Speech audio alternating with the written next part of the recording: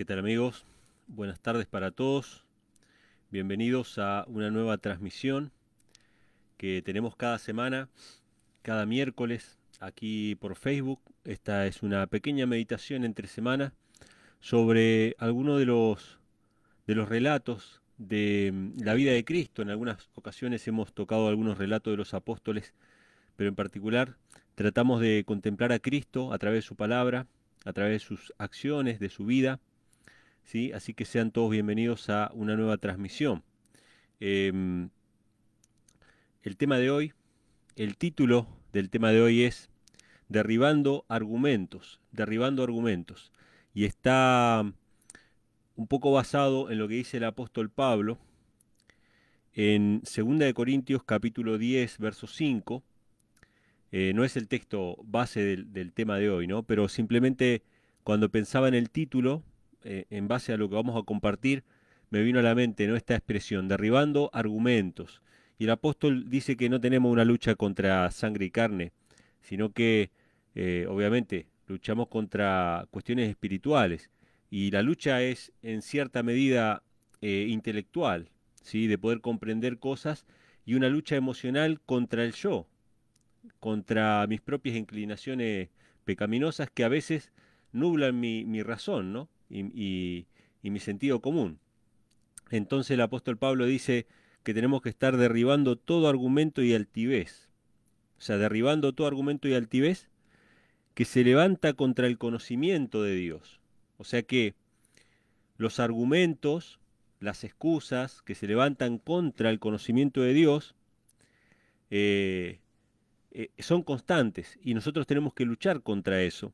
Y dice, y llevando cautivo todo pensamiento a la obediencia de Cristo.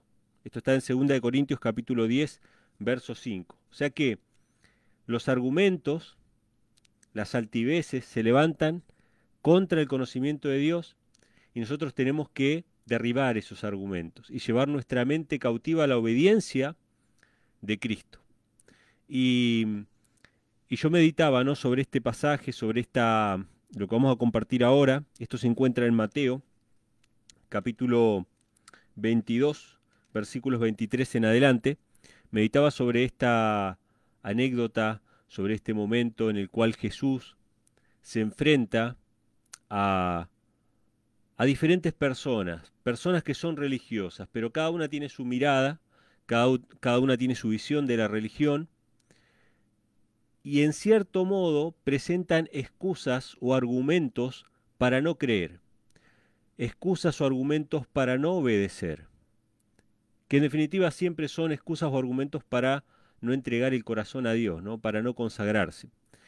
Antes de comenzar con la lectura, bueno, saludos a CR Camargo que nos acompaña a través de Facebook, y bueno, a todos los que estén mirando, que no puedo ver ahora qué personas están mirando, pero bueno, saludos para todos aquellos que nos acompañan a través de las redes sociales, a través de Facebook. Saludos para todos y que Dios les bendiga. Si dejan ahí sus comentarios, al final de la meditación los voy a leer, ¿sí? O les voy a mandar el saludo. Así que vamos a ir a Mateo, capítulo 22, versículo 23 en adelante. Y vamos a comenzar la lectura para ver de qué trata el tema de hoy. Dice lo siguiente: este es un encuentro que tiene Jesús primeramente con los saduceos y después con los fariseos. Dice, aquel día vinieron a él los saduceos, que era una orden religiosa, ¿sí? Una orden religiosa. Los judíos tenían varias sectas dentro del judaísmo. La palabra secta tiene mala fama, pero no es una palabra mala. La palabra secta significa que es un grupo con creencias particulares que no se mezclan con los otros, ¿sí? Y no está mal la palabra secta. Lo que pasa es que hoy se usa despectivamente para hablar de aquellos que por ahí no doblegan sus pensamientos al de la mayoría. Se lo usa despectivamente, ¿no? Para hablar de una secta. Pero en realidad la palabra secta no es despectiva. Habían sectas dentro del judaísmo como las siguen habiendo hoy en día, y dentro del cristianismo también hay sectas, ¿sí? Por eso hay tantas denominaciones. Y cada una es una secta distinta. A menos que se mezclen entre ellos, son sectarios. O sea, cada grupo religioso es sectario. Y habían estas sectas dentro del judaísmo, y una de ellas eran los saduceos. Y estos saduceos tenían una particularidad, tenían una forma de pensar un poco más materialista que el resto. Estos saduceos tenían una influencia de la cultura griega, y ya hemos hablado acerca de los griegos, porque la Biblia los menciona, y tenían una visión un poco más materialista de la religión. Y ellos consideraban de que Dios, si bien Dios existía, y que Dios había creado el mundo, y Dios había creado todas las cosas, pero Dios no intervenía necesariamente con los asuntos de la vida del ser humano. ¿A qué me refiero que Dios no intervenía? A que Dios no producía milagros, y mucho menos podía resucitar a alguien. O sea, existía un Dios, pero no necesariamente se interesaba por la vida de sus criaturas. ¿Sí? Entonces ellos no creían en los milagros, no creían en la existencia de los ángeles o la intervención de los ángeles con los seres humanos, y mucho menos en la resurrección. Por lo cual, muchos de los pasajes de la Biblia que mencionan eso, del Antiguo Testamento, eran considerados de manera alegórica, ¿sí? O eran desprestigiados de alguna manera. Entonces ellos cuestionaban la resurrección. Y ellos se encuentran con Cristo con su excusa predilecta, con su argumento predilecto. Y cada uno tiene un argumento predilecto, una excusa predilecta para no rendirse al amor de Dios. Y de esto va el tema de hoy, ¿no? Cada uno tiene una excusa predilecta, o una duda existencial, o algún asunto no resuelto que le impide entregar el corazón a Dios. Y que para uno es válido y se aferra a eso, pero en realidad no es eso. En realidad es el orgullo humano que no quiere entregar su vida a Dios. Entonces estos saduceos, se acercan a Cristo con una pregunta. Vinieron los saduceos que dicen que no hay resurrección y le preguntaron lo siguiente a Cristo, diciendo: Maestro, Moisés dijo, si alguno muriere sin hijos, su hermano se casará con su esposa y levantará descendencia a su hermano. Esto es real, esto estaba en las Escrituras. O sea, un hombre moría sin dejar descendencia, entonces el hermano de ese hombre se tenía que tomar a la viuda por mujer y darle descendencia. Esto estaba escrito. Entonces ellos buscaron alguna manera de poder encontrar una imposibilidad, una incongruencia, algo que no calzara para demostrar que no había resurrección, que no podía haber resurrección, que era algo inverosímil, que esos milagros tenían que ser una alegoría, tenían que ser alguna otra cosa, pero que no había un poder de Dios regenerando al ser humano y dándole vida eterna, porque no se condecía, según ellos, con la misma ley de Dios que mandaba a un hombre tomar por mujer a la viuda de su hermano. Entonces, dice, eso estaba escrito en la ley, y el versículo 25 empiezan a contar una historia. Ellos empiezan a contar una historia que no era verdad. O sea, no era necesariamente verdad. Era una historia hipotética. Una historia lo suficientemente intrincada para justificar su falta de fe, su falta de confianza en las Escrituras y su falta de entrega del corazón completo a Dios. Entonces dice, hubo pues entre nosotros 7 hermanos, verso 25. Y el primero se casó y murió, y no teniendo descendencia, dejó su esposa a su hermano. Así también el segundo y el tercero hasta el séptimo. Y después de todos murió también la mujer. Y acá viene la pregunta, ¿no? Lo quieren entrampar a Cristo con esta pregunta, ¿no? Ellos sostienen la tesis de que no hay milagros. Entonces, en la resurrección, pues, ¿de cuál de los 7 será esposa? Pues todos la tuvieron. Tremenda la historia, ¿no? Imagínense ustedes, si ustedes estuvieran en ese lugar. Alguno de ustedes es uno de los 7 hermanos. Vamos a suponer que yo soy uno de los 7 hermanos. Entonces, el primer hermano se casa, se muere. Entonces a la mujer la toma el siguiente hermano, también se muere. Ya el tercer hermano ya la toma por mujer, pero ya con un poco de miedo, pero se casa igual y se muere también. El cuarto ya se mudó, ya se fue, ya ni siquiera le pasa por la cabeza tomar por mujer, porque lo primero que va a pensar es que esta mujer envenenó a todos sus hermanos. Eso si no la mataron primero o no la metieron presa a la mujer, por sospechosa, ¿no? De asesinato. Entonces, evidentemente la historia es inverosímil, la historia es inventada, la historia no existe. Pero el ser humano siempre inventa alguna historia para autojustificarse de su falta de fe, para autojustificar una incredulidad propia, ¿sí? O el hecho de no haber entregado todavía el corazón a Dios, o no creer y no confiar en la palabra. Esto me hace acordar, ¿no? Cuando nosotros a veces damos algún estudio bíblico y explicamos el tema de la alimentación, entonces hay gente que le cuesta este tema de la alimentación y dice, bueno, pero ¿qué pasa si hay una familia y esta familia está en una isla desierta y en esta isla desierta lo único que tienen para comer es cerdo? ¿Acaso esa gente se va a morir de hambre para tener que obedecer una ley de la Biblia arcaica que dice que no hay que comer cerdo? Te imaginen la historia, ¿no? Yo estoy ahora parafraseando muchas historias que escuché en mi vida para autojustificar el pecado propio, para autojustificar la falta de entrega propia, ¿no? Una historia lo suficientemente triste y desesperada como para que uno diga, bueno, en realidad Dios le permitiría comer el cerdo igual. Y no, no es así.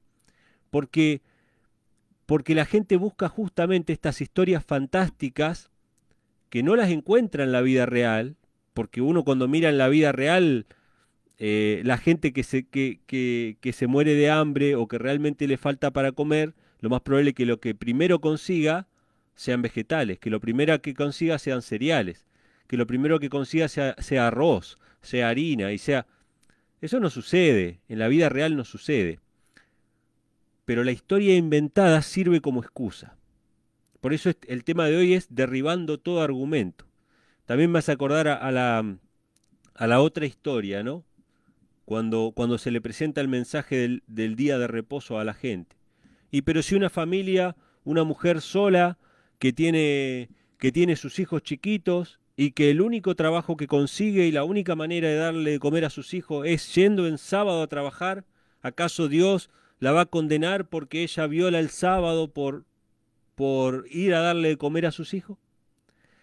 Inmediatamente nuestra mente produce historias lo suficientemente tristes y circunstancias lo suficientemente desesperadas para tratar de invalidar la palabra de Dios, para tratar de sembrar desconfianza en el escrito está. De este carácter, de esta naturaleza, es el ejemplo que presentaron los escribas y fariseos.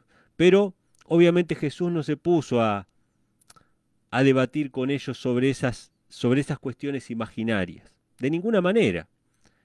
Él fue a lo que estaba escrito, ¿no? En la Biblia y a su experiencia. Vamos a leerlo. Dice en el versículo 29, entonces respondiendo Jesús les dijo, erráis, erráis. Él no les preguntó por esta familia para averiguar si la historia era verídica, dónde había pasado eso, si estaba documentado o no. No perdió tiempo con eso. Así que cuando a ustedes le presenten este tipo de excusas, no pierdan tiempo para ver si las historias son reales. No. Él les dijo, erráis. Y le va a decir dos cosas. No conociendo las escrituras ni el poder de Dios. ¡Wow! Él les dice que ellos no conocen ni las escrituras ni el poder de Dios. Y esto me hizo pensar mucho.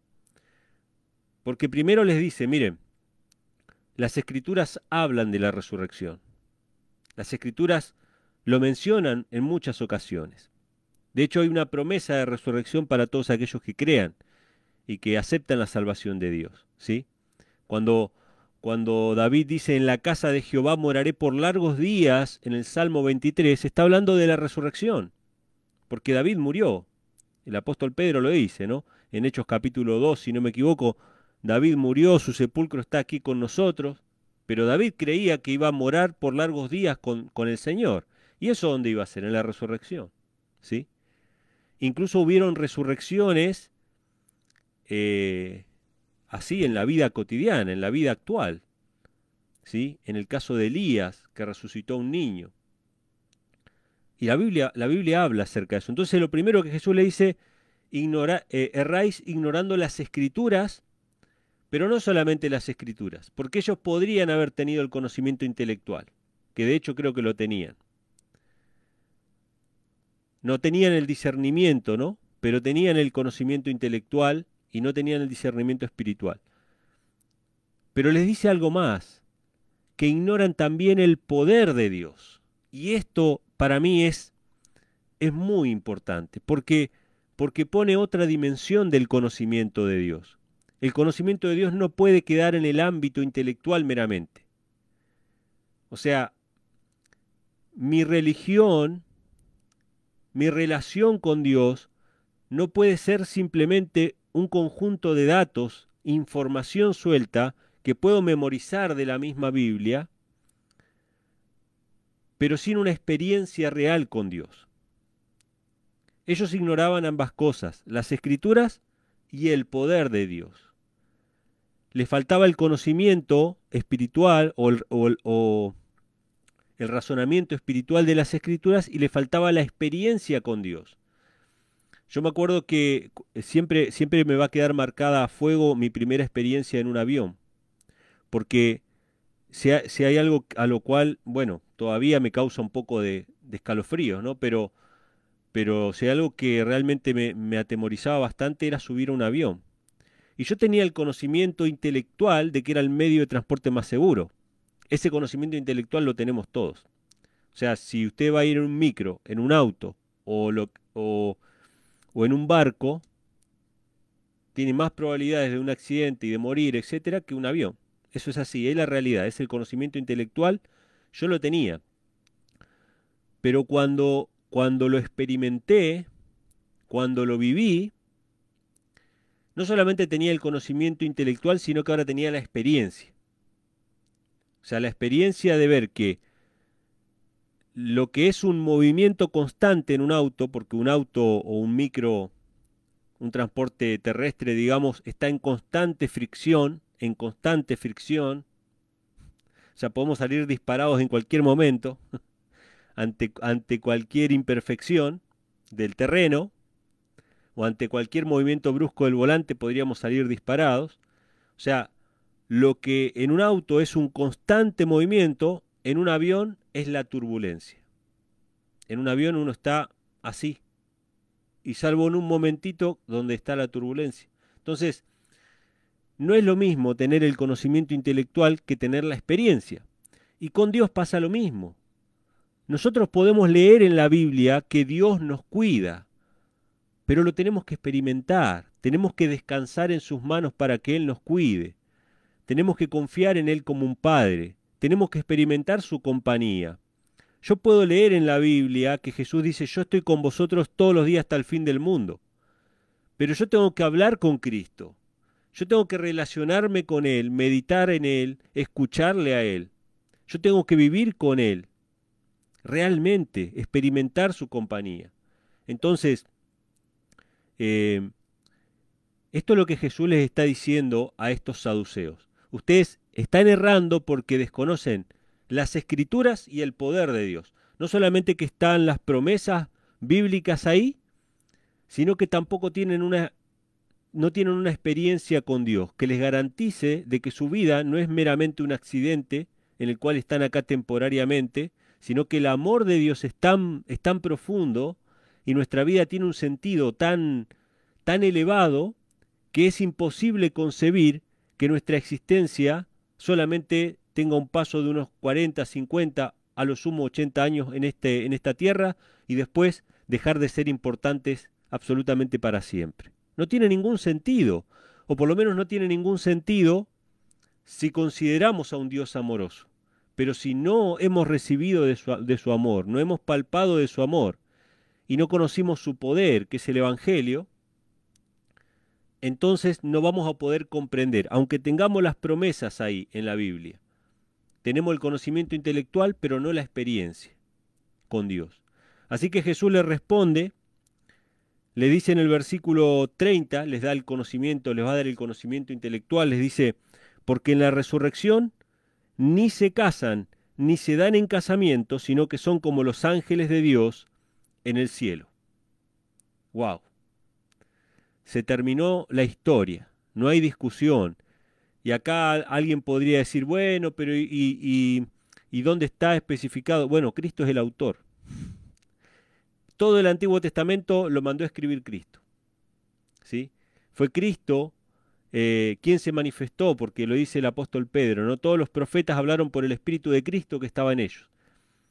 Así que Cristo es el autor de la Biblia y les está diciendo directamente, miren, en la resurrección todos vamos a ser una gran familia, una gran familia. Los lazos que nos van a unir como hijos de Dios van a ser más profundos y más fuertes que cualquier otro lazo familiar que hayamos tenido acá en esta tierra. El amor que hemos sentido por nuestros familiares, por nuestros hijos, nuestros esposos, nuestros padres, es nada al lado de la fraternidad que va a reinar en la resurrección. O sea, no tiene comparación, no tiene comparación. A lo sumo se puede comparar con algo que no hemos visto con nuestros ojos, que son los ángeles. Así que Cristo no puede expresar en un lenguaje humano completamente lo que va a hacer, a tal punto que en la misma Biblia dice, ¿no? Cosa que ojo no vio, ni oído yo, ni ha subido al pensamiento de hombre, son las que Dios tiene preparadas para nosotros. Entonces no se puede expresar y meter acá en nuestra mente corrupta, mortal, lo que es la incorrupción y la inmortalidad. No entra. Entonces se hace una comparación, ¿no? Vamos a ser todos como hermanos. Y además dice otra cosa, en el versículo 32. Perdón, en el 31. Pero en cuanto a la resurrección de los muertos, ¿no habéis leído lo que os fue dicho por Dios cuando dijo, yo soy el Dios de Abraham y el Dios de Isaac y el Dios de Jacob? Dios no es Dios de muertos, sino de vivos. Ahí les dio el versículo bíblico. Ahí les dio el conocimiento intelectual para que ellos lo racionalicen, pero sobre todo para que ellos reciban y acepten a Dios como un Padre y esas palabras como un Padre, de que Él ya lo había dicho en su palabra. Yo soy Dios de Abraham, de Isaac y de Jacob. Y añade, ¿no? Dios no es un Dios de muertos, sino de vivos. Esto no significa de que Jacob, Abraham e Isaac, Abraham, Isaac y Jacob estén vivos ahora mismo. Pero sí significa que va a haber una resurrección. Porque estas palabras Cristo las dice en cuanto a la resurrección. Sobre la resurrección, Dios es un Dios de vivos y no de muertos. ¿Sí? De hecho, lo menciona en Mateo capítulo 8, versículo 11, que van a venir de los confines de la tierra y se van a sentar con Abraham, Isaac y Jacob en la mesa. ¿Sí? Y está hablando de un tiempo futuro. O sea que ahí les da el fundamento de que sí hay resurrección.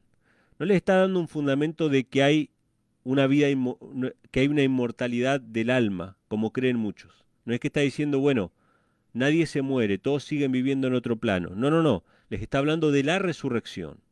Una resurrección futura, ¿sí? Como fue también en el caso de Cristo, ¿no? Que resucitó entre los muertos. Entonces, ahora viene el otro grupo, porque en realidad ellos tenían su excusa favorita, tenían su pretexto favorito, su argumento favorito, que les impedía relacionarse con Dios, que los alejaba de Dios, que sembraba en su corazón incredulidad. Estos eran los saduceos, pero también estaban los fariseos. Y los fariseos también tenían su excusa favorita o predilecta. Los fariseos sí creían en los milagros, los fariseos sí creían en los ángeles, creían en la resurrección. De hecho, se peleaban con los saduceos por el tema de la resurrección. Y como escucharon que Jesús les había respondido a estos saduceos, diciendo que él creía en la resurrección, fueron a Cristo a ver qué le podían encontrar, a ver si había alguna otra cosa. Y obviamente que Cristo tenía cosas que ellos no creían o que no entendían.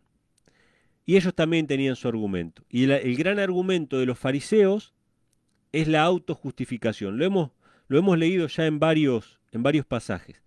La justicia propia, ¿sí? La autojustificación, el querer ganarse el cielo, el querer juntar puntos para que al final del día ver quién tiene más puntos. Y el que tiene más puntos recibe la recompensa. Y así no funciona la justicia, lo hemos hablado en programas anteriores.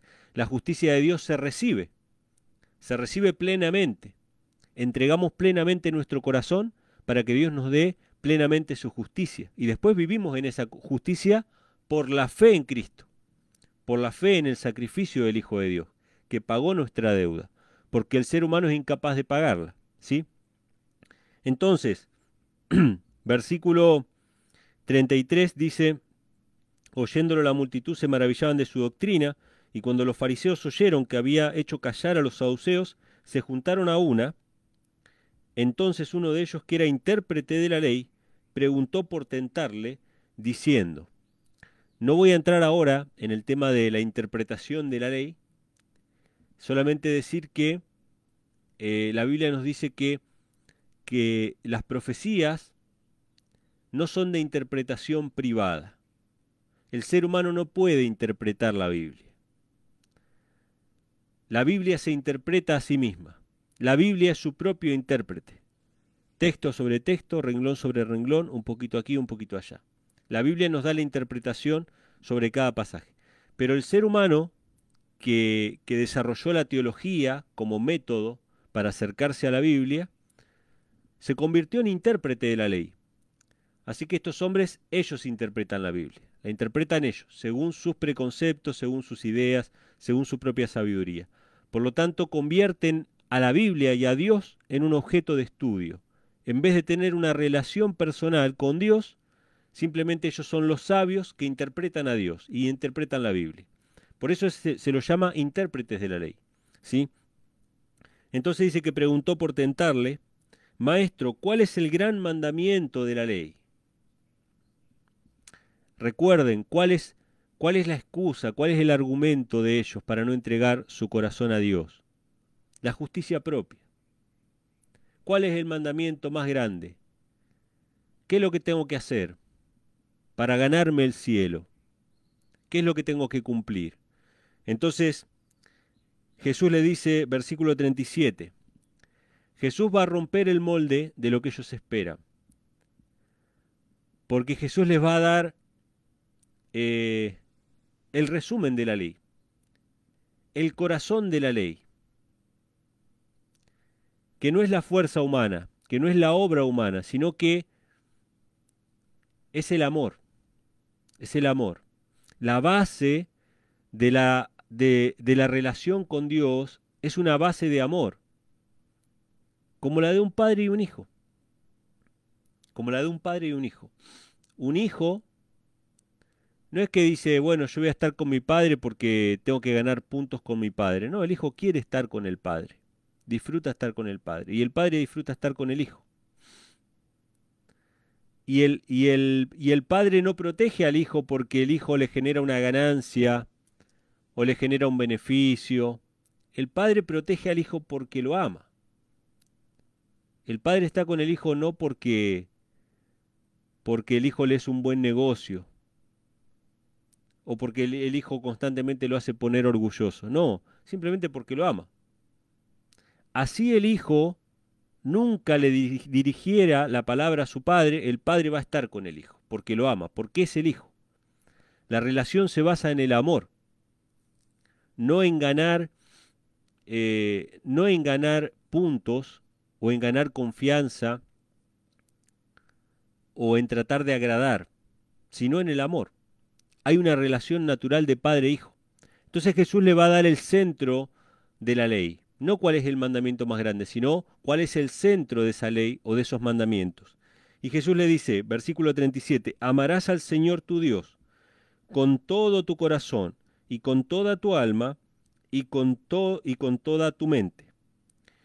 Este es el primero y más grande mandamiento, dice el verso 38.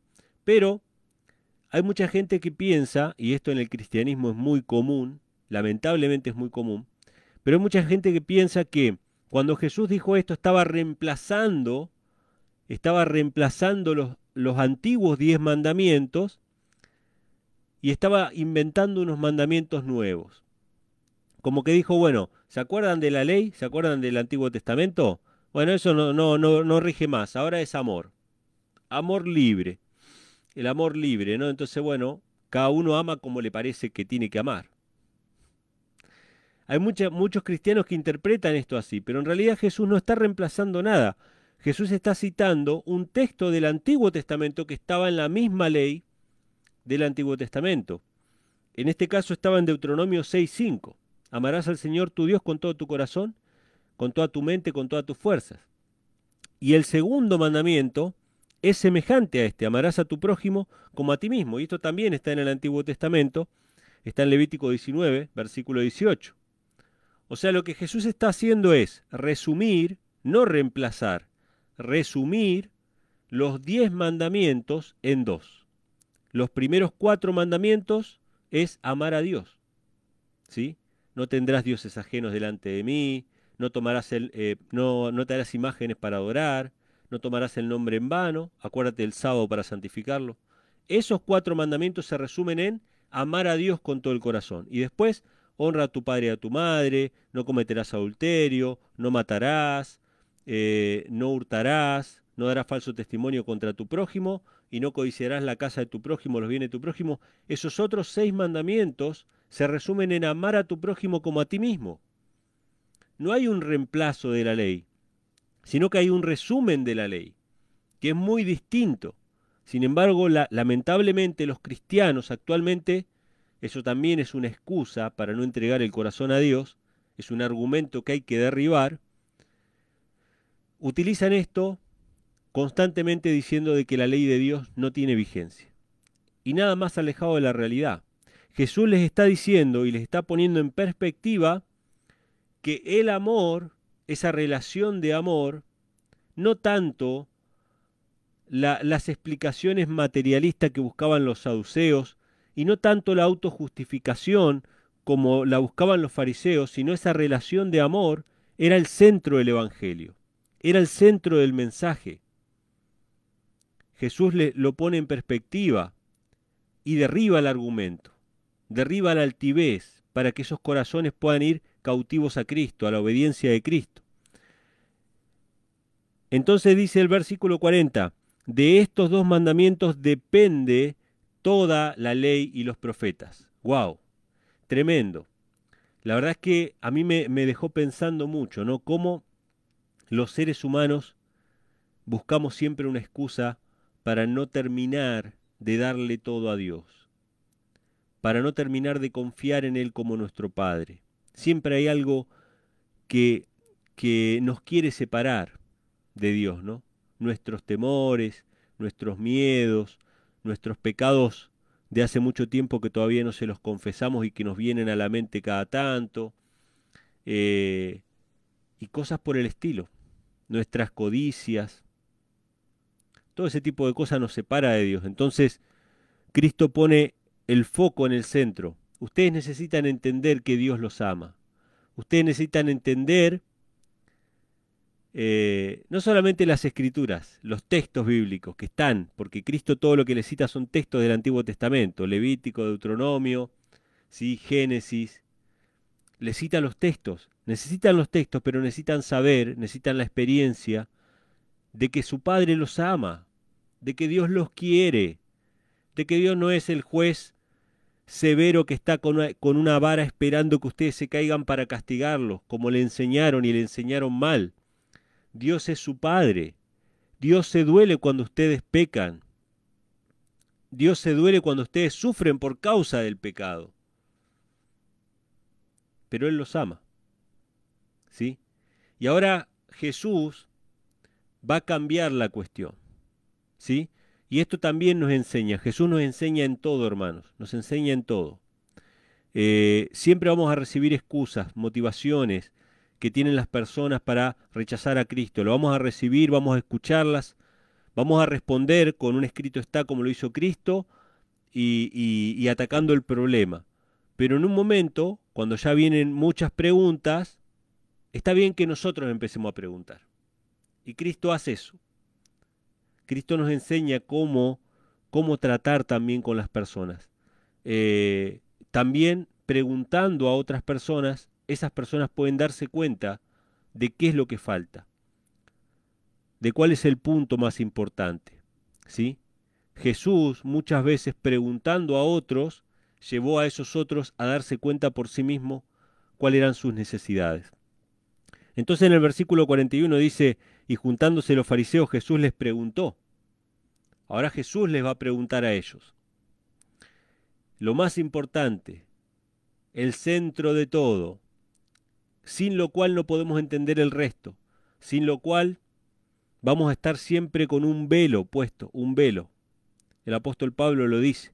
Los judíos hasta el día de hoy leen el Antiguo Testamento con el velo puesto, pero el velo les será quitado.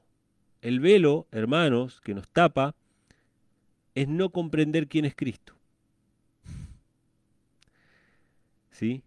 Cuando muchos judíos desobedecieron la voz de sus rabinos, en la actualidad, cuando muchos judíos desobedecieron la voz de sus rabinos que les prohibieron leer el Nuevo Testamento, porque se prohíbe leer el Nuevo Testamento.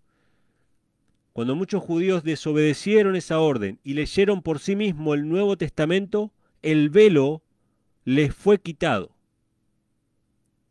y comprendieron en su mayor profundidad, en su mayor dimensión, las promesas del Antiguo Testamento y las profecías del Antiguo Testamento. Muy pocos judíos se han podido resistir a leer el Nuevo Testamento, a leer Isaías 53, que también es un pasaje prohibido en el judaísmo. ¿Sí? Entonces Jesús a estos líderes les quiere sacar el velo y les quiere hacer ver el centro, el lente con el cual tenemos que ver todas las escrituras. Que Dios amó tanto al mundo que dio a su Hijo. Ese es el colirio, es el lente con el cual podemos ver las promesas de Dios. Es el centro de todo el Evangelio, sin el cual todas las demás doctrinas se pueden volver cargas, se pueden volver excusas, se pueden volver látigos para castigar a otros, etcétera, etcétera. Pero sin esto, que es el tesoro más precioso de la Biblia, la verdad más preciosa de la Biblia, que Dios tiene un Hijo y que lo entregó por nosotros, no se puede comprender la verdad del todo. Entonces Jesús le preguntó, versículo 42, ¿qué pensáis del Cristo, del Mesías? ¿De quién es hijo? ¡Wow! ¡Qué pregunta! ¡Qué pregunta! Imagínense en esa situación. Estaban los maestros de la ley ahí, los intérpretes, los fariseos, estaban los saduceos un poco más allá, que recién había hablado con ellos, estaba el pueblo en general, estaban sus discípulos. Esta pregunta también se las hizo a los discípulos Jesús. Y Pedro respondió, ¿no? Tú eres el Cristo, el Hijo del Dios viviente. Y Jesús le dijo, sobre esta roca edificaré la iglesia. Pero ahora les hace la pregunta, ¿de quién es el Hijo del Cristo? ¿Qué piensan ustedes? ¿De quién es el Hijo? Y ellos le respondieron, de David, de David. Y era real. La pregunta estaba hasta cierto punto correctamente respondida. Porque Jesús era del linaje de David según la carne, según la carne. La promesa era que del linaje de David iba a salir un vástago, ¿sí? Iba a salir un retoño, que era el Mesías prometido.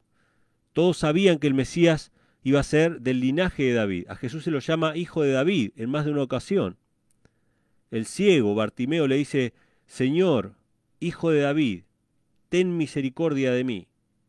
O sea que ellos sabían que el Mesías tenía que ser de la línea real del rey David. Y entonces Jesús ahora les hace otra pregunta. Otra pregunta para que ellos vean que está bien, sí era de David, pero no es a eso a lo que me refiero. Yo estoy preguntando de quién es hijo, pero antes de eso, antes de que naciera del linaje de David. Entonces él le dijo, versículo 43, ¿cómo entonces David en el Espíritu le llama Señor? Diciendo, dijo el Señor a mi Señor, siéntate a mi diestra hasta que ponga a tus enemigos por estrado de tus pies. Pues si David le llama Señor, ¿cómo es su hijo? Esto sería como que se las dejó picando, ¿no? Se las dejó ahí para que ellos lo mediten. Esto está en el Salmo 110. David, no sé si ve en visión o simplemente escribe inspirado, pero dice, dijo Jehová, Jehová le dijo a mi Señor, siéntate a mi diestra hasta que ponga a tus enemigos por estrado de tus pies. O sea, David, el rey David, vio al Padre y al Hijo, o por lo menos escribió sobre el Padre y el Hijo. Escribió que Jehová le dijo a su Señor que se sentara a su diestra. ¿Quién era Jehová? Jehová era el Padre. ¿Quién era el Señor que se sentaba a la diestra del Padre? Lo dice todo el Nuevo Testamento prácticamente, que Cristo se sienta a la diestra del poder de Dios. Entonces, si David es el padre del Mesías, ¿cómo es que le llama Señor? ¿Qué era lo que le estaba queriendo preguntar o hacer ver Cristo a esta gente? Que el Mesías era el Hijo de Dios, que Dios no había mandado simplemente a un profeta, a un rey más, simplemente a un descendiente carnal de David, sino que estaba mandando a su propio Hijo, que Dios los amaba tanto que no era como decían los saduceos que Dios no se interesaba por el ser humano, que no había milagros, no había resurrección. Y no era como los fariseos entendían de que ellos tenían que ganarse la salvación por su propia fuerza, sino que Dios los amaba tanto que envió un rescate, y para enviar ese rescate no envió un ángel, que podría haberlo hecho, podría haber mandado un ángel, no, no mandó un ángel. La muerte o la vida de un ángel no alcanzaba a pagar la deuda del pecado, ni que resucitara al rey David y que el rey David muriera por ellos, no alcanzaba a pagarse la deuda. Fue tanto el amor de Dios que estuvo dispuesto a dar todo lo que tenía. ¿Qué era todo lo que tenía Dios? ¿Cuál era su único familiar de sangre entre comillas digo, ¿no? ¿Quién era su unigénito, el único con los genes del Padre? ¿Quién era? Su Hijo. Estuvo dispuesto a dar a su Hijo. Dios los amaba tanto que estuvo dispuesto a enviar al Mesías, que no era ni más ni menos que el mismísimo Hijo de Dios. Y cuando el apóstol Juan termina de escribir su evangelio, el evangelio de Juan, esto lo pueden leer en capítulo 20, versículo 31, nos dice el apóstol Juan que hizo muchas cosas Cristo, que no alcanzaría la tierra para contener los libros que se escribirían si se tuvieran que escribir la cantidad de cosas que hizo Cristo en esta tierra. Pero estas cosas, dice el apóstol Juan, capítulo 20, verso 31, estas cosas se han escrito para que creáis que Jesús es el Cristo, el Hijo de Dios, y para que creyendo tengáis vida en su nombre. O sea, nosotros la única manera de tener vida en Cristo es creyendo que Él es el Hijo de Dios. Es creyendo que Dios dio todo por nosotros y que Dios nos ama tanto como a su propio Hijo, porque estuvo dispuesto a darlo. Primera de Juan, capítulo 4, versículos 8 y 9, dicen lo siguiente: el que no ama no ha conocido a Dios, porque Dios es amor. En esto se mostró el amor de Dios para con nosotros, en que Dios envió a su Hijo unigénito al mundo para que vivamos por Él. ¿En qué se ve el amor de Dios? ¿Dónde se puede ver el amor de Dios? ¿Dónde puedo contemplar? Como dice el apóstol Juan, mirad, mirad, mirad cuál amor nos ha dado el Padre para que seamos llamados hijos de Dios. El apóstol Juan nos llama a contemplar ese amor. Gustad y ved que Dios es bueno. ¿En qué podemos ver el amor de Dios según la Biblia? En esto, en que Dios envió a su Hijo. Si no comprendemos eso, hermanos, ese amor de Dios nunca nos va a atraer. Ese amor de Dios nunca va a poder tocar nuestros corazones. Y nosotros, los seres humanos, porque los escribas y fariseos, los saduceos, nos representan a nosotros, siempre vamos a estar buscando algún argumento, alguna excusa. Escuchemos las palabras de Cristo. Recibamos las palabras de Dios, de la Biblia, ¿no? Sus promesas, de la resurrección, sus promesas de amor, de que Él es nuestro Padre que nos ama, su llamamiento de amarlo con todo el corazón, de amar a nuestro prójimo como a nosotros mismos. Recibamos esas palabras y tengamos una experiencia personal con Dios. Aprendamos a confiar en Dios. Conozcamos las Escrituras y el poder de Dios para no resistirnos a su llamado. Que lo más irónico y lo más triste es que los escribas y los fariseos y los saduceos se resistieron, no todos, porque hubo gente que aceptó el mensaje, pero una gran mayoría se resistieron al llamado amoroso de Dios por causa de la religión. Todos los elementos utilizados para rechazar a Dios fueron elementos de la propia religión. Hicieron ídolos de los propios elementos de la religión.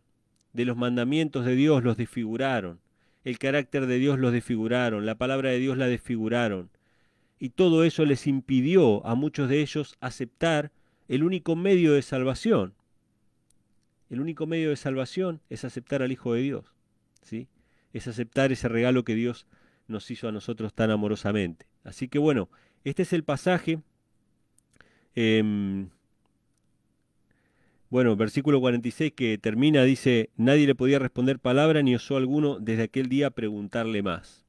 En otras palabras, se acabaron los argumentos, se acabaron las excusas para rechazar a Dios, para rechazar el Evangelio. Espero que este pasaje, hermanos, les sea de bendición, que puedan meditarlo, seguramente en su culto personal lo pueden releer y sacar muchas más cosas de las que he mencionado en este corto video. Bueno, voy a proceder a saludar a los hermanos. Bueno, CR Camargo, Dios te bendiga, hermano, gracias por estar ahí del otro lado. Luis Daniel Ortiz, gracias, hermano Maco, un gran abrazo, un gran saludo. Alicia Mercedes Franco, bendiciones, hermana. Daniela Chiapa, Dios te bendiga, hermana, gracias también por estar ahí del otro lado. Y Marcelita Briones Astudillo, un saludo también para vos desde Chile que nos estás acompañando. Gracias a todos los hermanos, gracias por estar ahí. Y bueno, nos estaremos encontrando, si Dios quiere, Dios mediante, la semana que viene, en otro estudio, en otra meditación entre semana. Un fuerte abrazo.